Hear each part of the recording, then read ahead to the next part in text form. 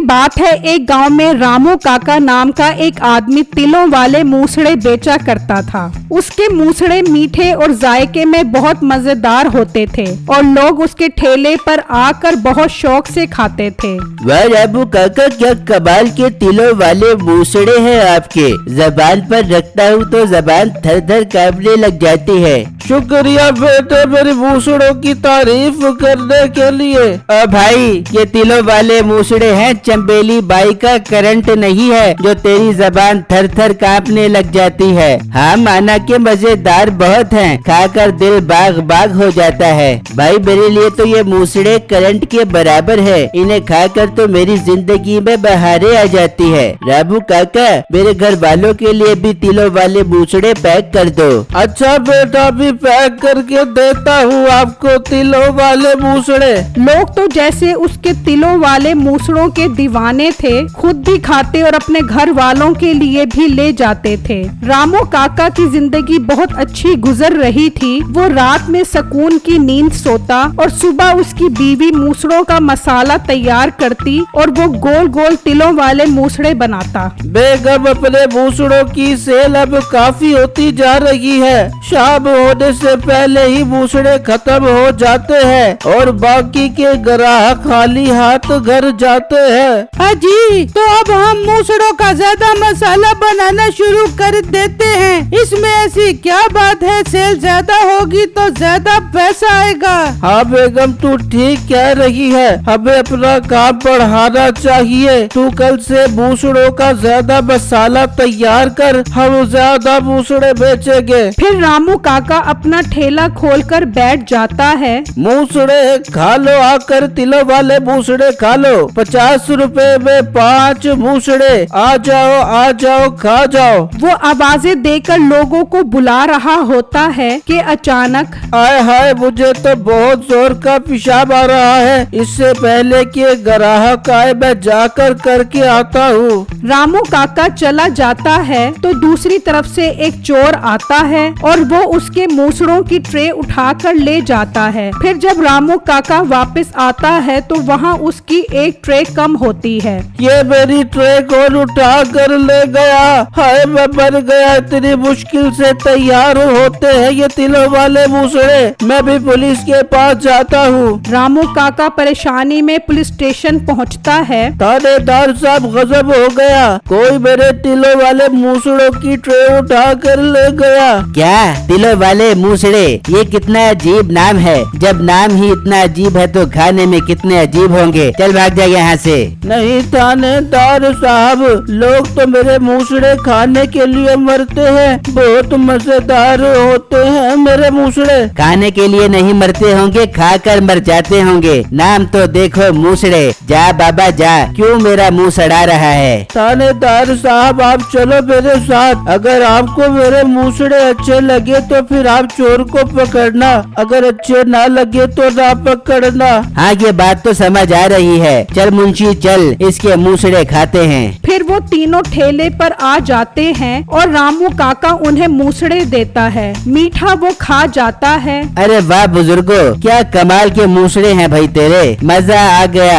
जरा एक और प्लेट लगा के दे मूसड़ों की, दिल से दुआएं निकल रही हैं तेरे लिए। पर थानेदार साहब, आप चोर को तो पकड़ के दोगे ना? हाँ, पकड़ कर दूंगा, तू एक और प्लेट लगा दे। फिर रामू काका मीठे को एक और प्लेट बना कर देता है और वो खा जाता है। बाबा बुजुर्गो, ना पेट भर रहा है ना नीयत भर रही है। मैं सोच रहा हूँ ये मूसड़े मुझे इतने अच्छे लगे हैं तो मेरी जोजा मोहतरमा को कितने अच्छे लगेंगे। चल बुजुर्गो, एक ट्रे उठा दे मेरे घर के लिए, कल चोर को लाकर तेरे कदमों में डाल दूंगा। पर थानेदार साहब, ये मूसड़े तो मेरी रोजी रोटी है। एक ट्रे चोर उठा कर ले गया और अगर एक मैं आपको दे दूंगा तो मेरे पास क्या बचेगा? आप चोर को ना पकड़ो, मैं ऐसे ही ठीक हूँ। क्या कहा? मीठे थानेदार के सामने जबान चलाता है। ये सारा इलाका मेरा है। मैं वो हाल करूँगा तेरा कि अपने मूसड़े खाने के काबिल भी नहीं रहेगा। चल मुंशी, एक ट्रे उठा और अपनी भाभी के पास ले जा और कहीं कि आपके शरीके हयात ने आपके लिए गिफ्ट भेजा है। अच्छा साहब, मैं ऐसा ही करूँगा।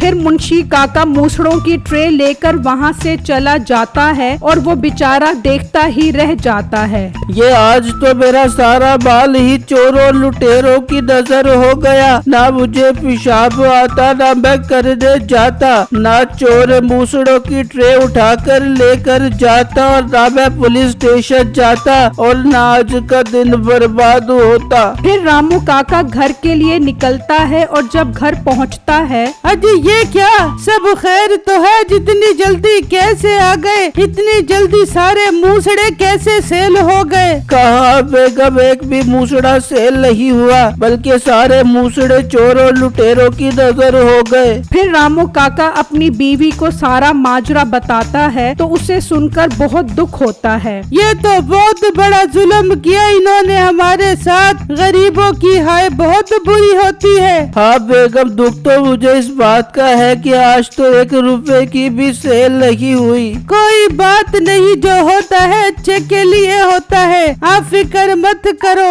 मूसड़े कौन से खत्म हो गए हैं, सारी जिंदगी है कमाने के लिए। आप दिल छोटा मत करो, कल से और कमाई करना आप। वहाँ वो मुंशी मूसड़े लेकर मीठे के घर पहुँचता है तो मीठे की बीवी कहती है, ओ मुंशी, ये तू क्या लेके आ गया? भाभी जी, ये तिलों वाले मूसड़े हैं, मीठे साहब ने आपके लिए तोहफा भेजा है। मैं नहीं खाती ये मूसड़े, नाम से इतने गंदे हैं, खाने में कितने गंदे होंगे। भाभी जी, आप खाकर देखो, बहुत मजेदार है, आपको खाकर मजा आ जाएगा। ला फिर पूरी ट्रे इधर रख दे, मैं भी खा के बताती हूँ। वो मूसड़ों की ट्रे नसीबों के सामने रख देता है और नसीबों एक के बाद एक पूरी ट्रे खा जाती है। अरे ये तो नाम के मूसड़े, खाने में तो गुलकंद से भी ज्यादा मजेदार है। मुंशी भाग के जार मीठे से कह कि एक और मूसड़ों की ट्रे भेज दे, मैं मूसड़े तुड़ तुड़ के खा दूंगी। ठीक है भाभी जी, मैं मीठे साहब को बोल देता हूँ, वो कल आपके लिए एक और ट्रे भिजवा देगा। फिर जब रात होती है तो रामू काका और उसकी बीवी सो जाते हैं और जब सुबह होती है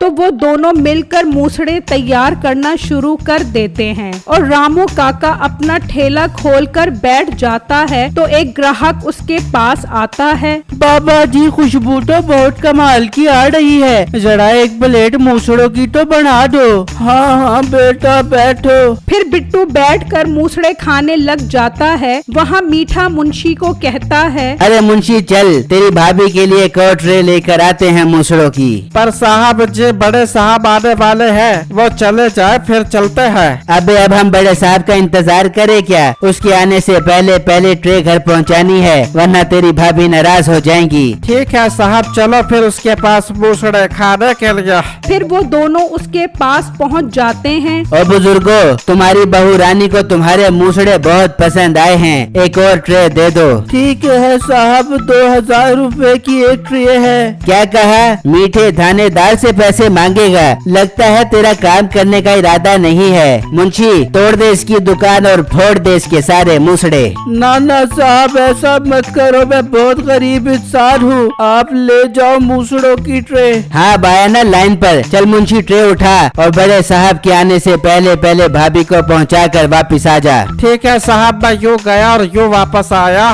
फिर मुंशी ट्रे ले जाता है और मीठा थाने में आकर बैठ जाता है और बड़े साहब का इंतजार करने लगता है। वहाँ बिट्टू रामू काका को कहता है, अंकल, ये दोनों तो आपसे रोज इस तरह मूसड़ों की ट्रे ले जाते रहेंगे, इस तरह तो आपको बहुत नुकसान हो जाएगा। बेटा, अब मैं क्या करूं, इनसे कैसे जांच छुड़वाऊं? अंकल, मेरे पास एक बहुत अच्छा आइडिया है, इनके बड़े साहब आने वाले हैं, मैं जैसा कहूं बस आप वैसा ही करते रहें। फिर बिट्टू रामू काका को सारा आइडिया समझा देता है और वहाँ मीठे का SHO थाने में आ चुका होता है कि रामू काका मूसड़ों का डब्बा लेकर वहाँ पहुँचता है। मीठे साहब, ये लो मूसड़ों का डब्बा, मैंने मूसड़ों की पूरी ट्रे भी आपके घर पहुँचा दी है। अब तो खुदा के लिए मेरी दुकान ना खत्म करना, मैं बहुत गरीब इंसान हूँ। ओ बाबा, ये मूसड़ों का डब्बा मैंने नहीं मंगवाया। साहब, झूठ क्यों बोल रहे हो आप? आपने ही तो रिश्वत के तौर पे ये डब्बा मंगवाया था। क्या बेटे तुम यहाँ पर रिश्वत लेते हो? SHO साहब ये झूठ बोल रहा है, मैंने कोई डब्बा नहीं मंगवाया। बकवास बंद करो, तुम जैसे इंस्पेक्टर की वजह से हमारा महकमा बदनाम हो रहा है। तुम दोनों आज से फारिग हो, अपनी वर्दी उतारो, निकलो यहाँ से। साहब हमें माफ कर दो, हमसे गलती हो गई। चुप करके निकलो यहाँ से। और बाबा जी अगर आज के बाद ये आपको तंग करे तो सीधा मेरे पास आना। आज तो इनकी वर्दी उतारी है, कल इनकी चमड़ी उतार दूंगा। मीठे और उसके मुंशी को अपनी गलती पर बहुत दुख होता है और उनकी नौकरी भी चली जाती है और रामू काका की मेहनत की वजह से उसकी दुकान खूब चलने लग जाती है।